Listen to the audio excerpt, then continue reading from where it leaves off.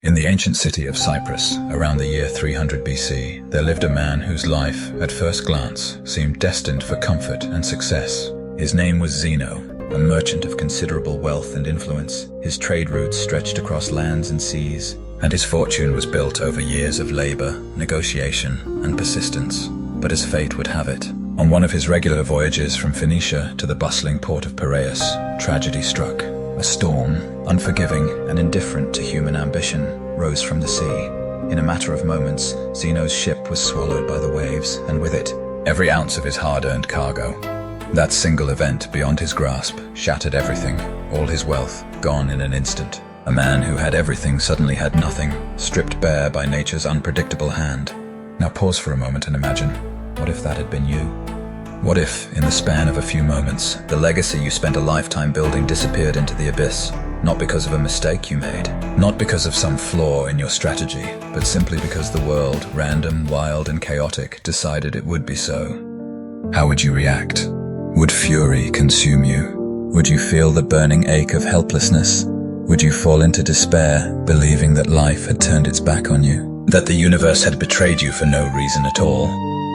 These would be understandable reactions, normal even. Most people would respond this way. Most of us, in the face of loss, collapse emotionally.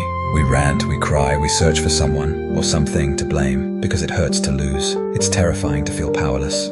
But not for Zeno. Zeno responded differently, and this is what makes him extraordinary. This is what sets him apart and places his name among the great minds of history. You see, Zeno didn't see his loss as the end.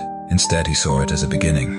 Rather than drowning in his misfortune, he used it as a foundation. He began to walk a new path, a path that would ultimately reshape the way thousands would come to understand pain, misfortune, and control. In the wake of his shipwreck, Zeno stumbled upon the teachings of Socrates and other profound philosophers, and through these teachings, he found something far greater than wealth. He found clarity. He realized that while we may never be able to command the wind or calm the storms that life throws at us, we can master our response to them. That small insight became the seed of something powerful. It became Stoicism. Stoicism teaches a truth that is simple to say but hard to practice. We are not in control of what happens to us, but we are absolutely in control of how we interpret it, how we carry it, and how we let it shape us. Zeno didn't mourn his lost fortune. He didn't curse the sea or blame the gods. Instead, he trained himself to remain still, emotionally still, in the face of chaos. He learned to view misfortune not as punishment, but as an opportunity. Every hardship became a test, every loss, a teacher, every struggle, a forge for character. And in that stillness, in that space of reflection and emotional discipline, a powerful truth emerged. The world can strip you of everything, except your mind.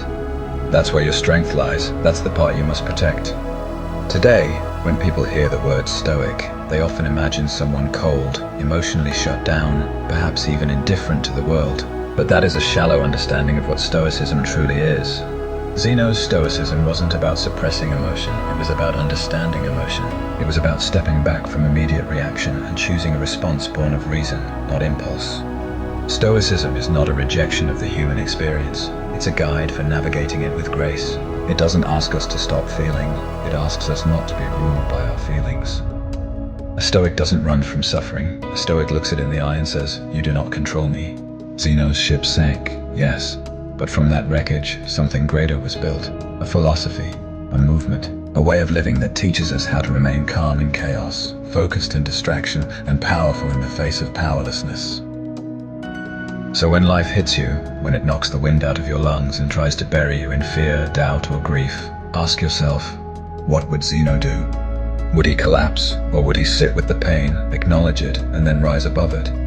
This is Stoicism, not coldness but clarity, not suppression but strength, not apathy but awareness. Because in the end, storms will always come, ships will always sink. But your mind, your perception, your discipline, your character, those are the only things that truly belong to you.